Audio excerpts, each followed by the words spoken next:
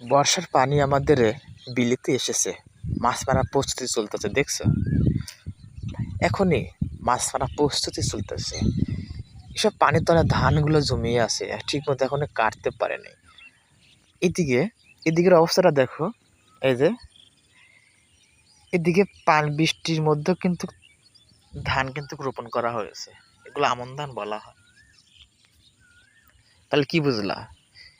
এইদিকে পানির তলে পানির থেকে ধানগুলো ভাসতেছে, তার উপরে মানে মাছের জন্য প্রস্তুতি করা হচ্ছে।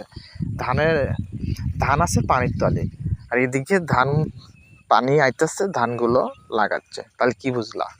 বাংলাদেশ হচ্ছে 6 ঋতুর দেশ, ঠিক আছে? 6 ঋতুর দেশ বাংলাদেশ। এখান থেকে কিছু সময় মোটরসাইকেলে যাওয়া হয়েছে, সাইকেলেও চালায় যাওয়া হয়েছে। এখন কিন্তু এখান থেকে হাঁটতে কষ্ট হচ্ছে। বাংলাদেশ কিন্তু একটাই, ঠিক আছে? বাংলাদেশ কিন্তু একটাই, ঋতু কিন্তু 6 ঋতুতে ভরা।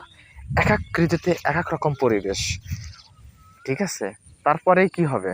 তারপরে এই ধানগুলো বড় হয়ে যাবে, এই পানিগুলো শুকিয়ে যাবে। যখন যখন এই পানিগুলো আবার শুকিয়ে যাবে, তখন কিন্তু আর এক ঋতুতে আর এক সিজনের আর এক কৃষি জমিতে আবার কিছু রোপণ করবে।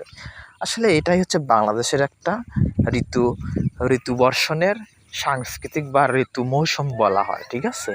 ওই যে একজন, দেখছো? ওই একজন দাঁড়ায় আছে,